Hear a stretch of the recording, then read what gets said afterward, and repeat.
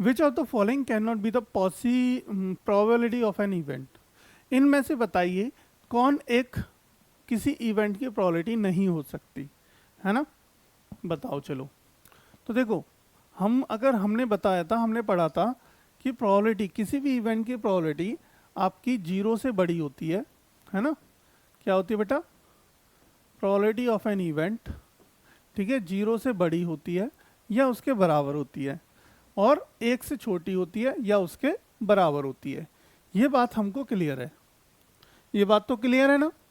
हाँ, तो अब इसमें बात कर लेते हैं। देखो ए ऑप्शन ले लेते हैं। तो ए ऑप्शन क्या है? 2/3 है, 2/3। अगर आप इसको डिवाइड करेंगे तो ये ओबीएस है कि 0 से बड़ा है और बराबर भी, बराबर तो नहीं है पर बड़ा है ना। तो किससे बड़ा है? ये हमारा 0 से बड़ा है, 2/3, है ना। किससे बड़ा है बेटा? 0 से।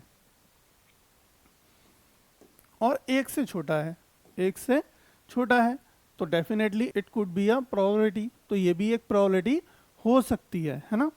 हमसे ये पूछा कि कौन नहीं हो सकती, can not be the probability of an event, इन चारों ऑप्शन में से।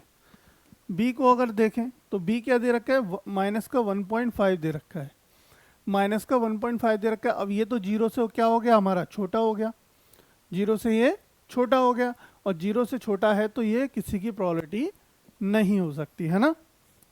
तो ये किसी की प्रोबेबिलिटी नहीं हो सकती।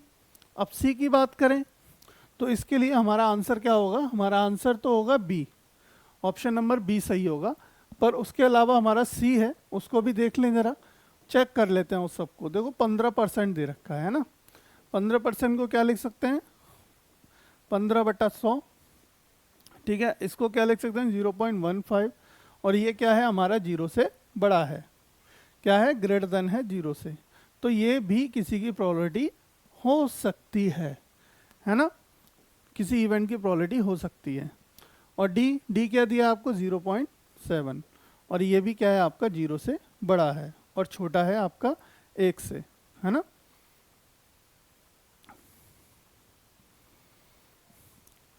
हमें क्या दे रखा है? 0.7 दे रखा है, और जो क्या है? 0 से बड़ा है और छोटा है 1 से।